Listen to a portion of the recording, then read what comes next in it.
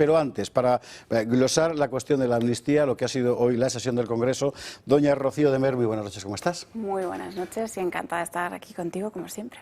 Había movida en Ferraz, me contaba hoy. Ha habido, sí. Bueno, al final Ferraz se convirtió en un símbolo, ¿no? Y yo creo que la gente hoy, pues también mucha gente ha visto la necesidad de aparecer por ahí para poder gritarle al burdel ese que protegen tantos furgones de la policía todos los días, pues a gritarle unas cuantas cosas, ¿no? Es un poco un gesto de impotencia, pero bueno, pues cualquier persona que se haya acercado hoy, pues al menos pues ha sentido esa necesidad de defender lo que le importa, ¿no? Y eso pues es bastante loable. ¿Evaluación de lo que ha pasado hoy?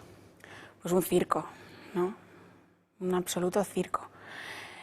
Para Borja Semper el circo es que haya diputados de Vox que hayan gritado traidores. Eso es, para el PP el resumen es ese, ¿no? Pero el verdadero circo es pues eso, el mercado persa, que es el Congreso de los Diputados, en el cual pues acabamos de ver lo que acabamos de ver y llevamos tantos meses viendo, ¿no? Que los 7 votos pueden comprar un favor político, una corrupción y la venta de la identidad colectiva y el patrimonio de todos los españoles. Dentro de un instante veremos en detalle lo que ha ocurrido en las Cortes, que es que fundamentalmente doña Francina Armengol se ha comportado como siempre, es decir, es la ministra presidente de las Cortes. Entonces lo que ha hecho ha sido, cuando ha terminado de hablar Abascal, dar la palabra a Pisarello para que se pusiera fervorín, y cuando alguien ha querido contestar a Pisarello decir que no, y cuando alguien ha querido contestar al del PSOE que les llama fascistas decir que no, que la democracia consistía en escuchar al que piensa diferente. Bueno, en fin, efectivamente el circo Armengol. Pero más allá de esto, que me imagino que, no lo sé, habrá canales específicos dentro del reglamento parlamentario para por lo menos protestar, lo que se le plantea ahora a los partidos españolistas, es decir, los que quieren que España siga existiendo, es qué hacer.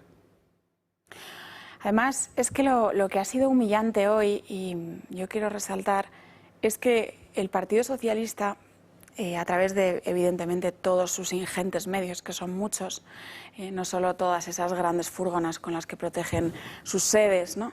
Y sus personas, sino el ingente aparato del Estado, ¿no? Lo utiliza precisamente para lanzar a la población un mensaje. Y es el mensaje de que la amnistía, de que el perdón de los pecados, de las malversaciones y de la sedición, ¿no? Que ese perdón es por la convivencia y por la fraternidad entre los catalanes, ¿no? Cuando es precisamente la injusticia, la ruptura y casi el fin prácticamente del Estado de Derecho, pero sobre todo el comercio, insisto, de la identidad colectiva y el patrimonio común de los españoles. Y sin embargo, mientras ese es el mensaje del Gobierno, el mensaje de que esto es un acto de fraternidad y de perdón entre españoles para la convivencia, ha sido interesante el discurso de Rufián y el discurso de Nogueras. Sí, porque ha sido transparente. Porque Nogueras ha dicho, estamos aprobando la ley de amnistía porque os hemos forzado. Y lo ha dicho literalmente. O sea, hoy hay alguien que le ha dicho al Partido Socialista, estamos aquí porque os hemos forzado. Esto es una victoria. Y Rufián ha dicho, próxima parada, referéndum. Exacto.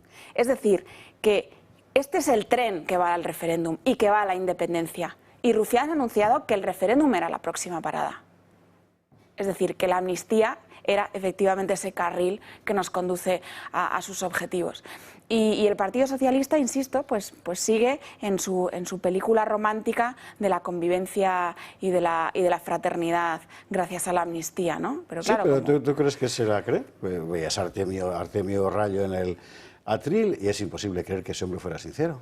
Hombre, yo creo, también hemos visto alguna dimisión, ¿no? Hemos visto... Bueno, efectivamente, una dimisión, ¿no? Que está en la cantera, pero ha votado.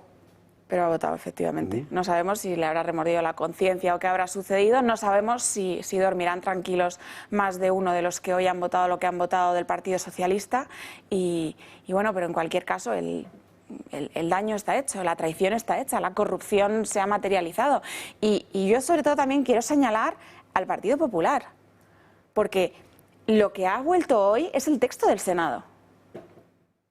Este es un asunto, efectivamente, que el PP nunca ha conseguido explicar satisfactoriamente. Si usted no se acuerda cómo estaba este asunto, lo vamos a recordar muy sumariamente.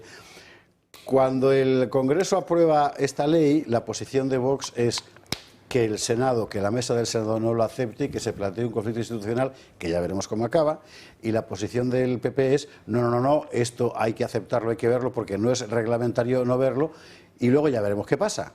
Y a la vuelta es el PP el que empieza a hablar de conflicto institucional, cuando en realidad ya no había ningún conflicto posible porque estaba ya de nuevo en el Congreso. Con lo cual, el PP ha hecho un pan con unas tortas. Sinceramente no creo que lo haya hecho con la intención oculta de que la ley llegara a las Cortes, pero lo que se ve es que su prurito reglamentista de la primera fase de la tramitación en el Senado no ha servido absolutamente para nada.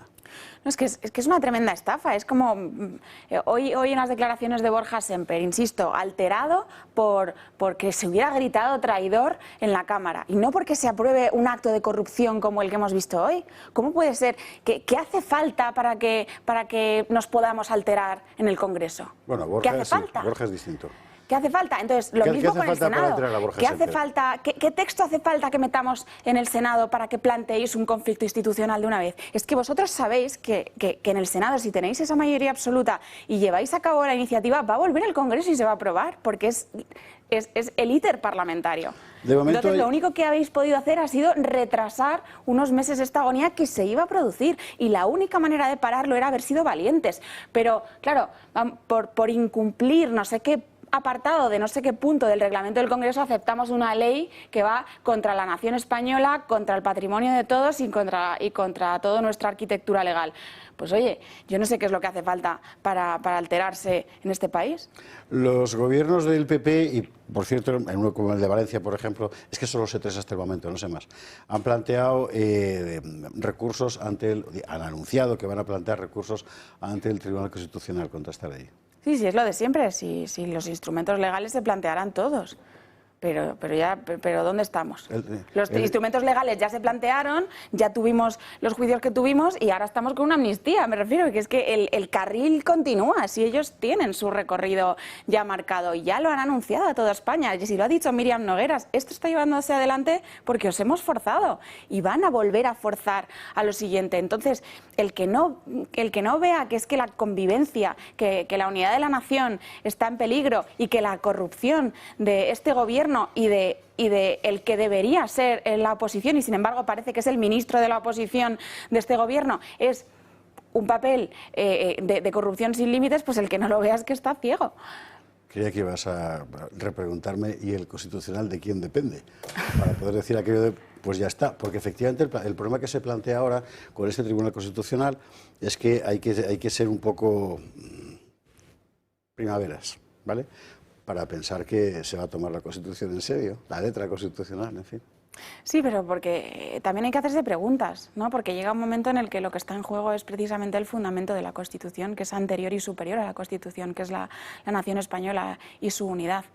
Y la nación española como patrimonio y como identidad colectiva de todos los españoles, insisto. Y yo creo que efectivamente esto es superior y anterior a la Constitución y es lo que está en juego. Por lo tanto, desde luego que hay que hacerse muchas preguntas.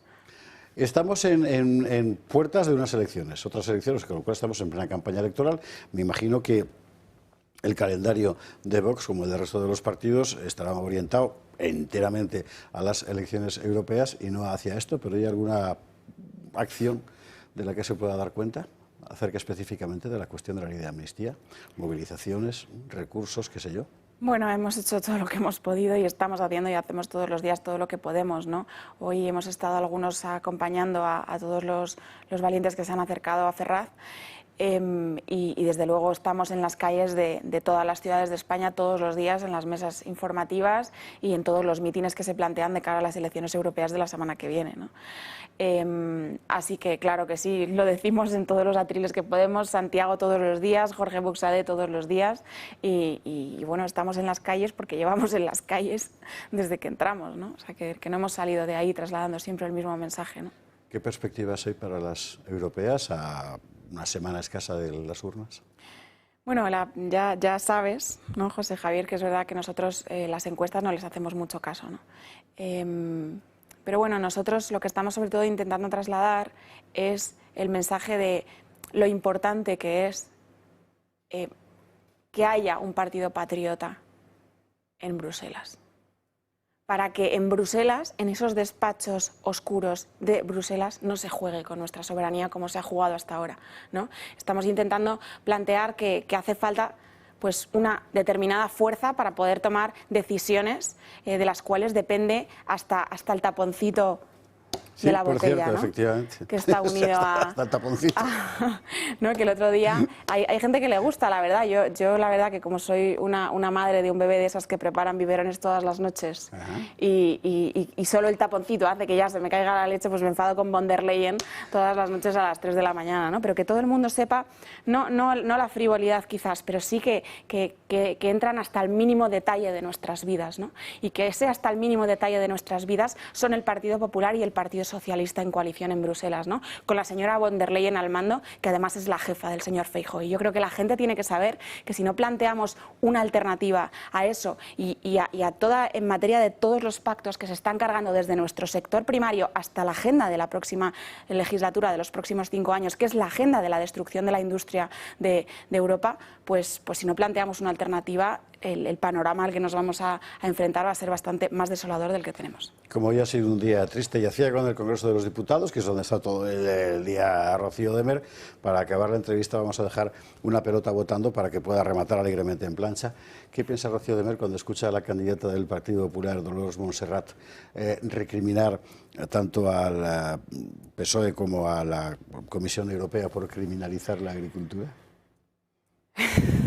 Mira, la señora Dolors Montserrat, hace 5 años exactamente, porque fue en la anterior campaña electoral, y me acuerdo porque yo estaba en Almería haciendo campaña precisamente con Jorge Busa de la anterior campaña. Y estaba Dolors Montserrat y se paseó por los invernaderos de Roquetas de Mar. Se paseó por algunos invernaderos de Roquetas de Mar, no sabemos si de una gran explotación que tuviera otras 200 hectáreas en Senegal, defendiendo los acuerdos de libre comercio de la Unión Europea, porque los acuerdos de libre comercio de nuestro campo eran lo que había traído riqueza a Europa y a nuestro sector primario, cuando es precisamente esa apertura de fronteras del sector primario la que está traicionando a nuestro campo y a nuestros agricultores. Y si el campo deja de ser viable, la ciudad no come. Estamos enfrascados en un precipicio de dependencia en todos los sentidos. Se ha considerado que el hecho de defender la soberanía en todas las cuestiones estratégicas, nos lo dicen todos los días en el Congreso, era ser autárquico, ¿no? Y se ha traicionado de tal manera a todos estos sectores estratégicos que la señora Dolors Montserrat, cada vez que pienso en ella, me acuerdo de esa defensa férrea de los acuerdos de libre comercio que creo que le invalidan para decir que defiende el campo en ninguna circunstancia. Ve cómo era la pregunta que había que hacer hoy para marcharse con un poco de, en fin, de buen cuerpo, Rocío Demer. Muchísimas gracias, pendientes de los resultados de las elecciones europeas y de todo lo que vaya pasando a partir de ahora, además, en el tramo de la amnistía, además, efectivamente, de lo que citaba Rocío, el abandono del escaño de la diputada socialista Zaida Cantera, que si se acuerda usted es aquella señora que era militar, ¿verdad?, y que el PSOE quiso convertir en algo así como la María Pita de la izquierda, y luego acabó rápidamente olvidada, ha terminado renunciando después de votar hoy, eso sí, ¿verdad?, hasta lo que han dicho los fiscales del proceso, del procés, que le han dicho al fiscal general del Estado que la malversación no es amnistiable, lo cual deja fuera prácticamente a todos, menos al de la ANC y el de Òmnium Cultural, si no me equivoco. O sea que la cosa todavía va a dar. Muchísimas gracias. Muchísimas gracias, como siempre, a ti, Javier. Nos vamos a la publicidad y dentro de un instante, con todos los contertulios, empezamos la crónica de la actualidad.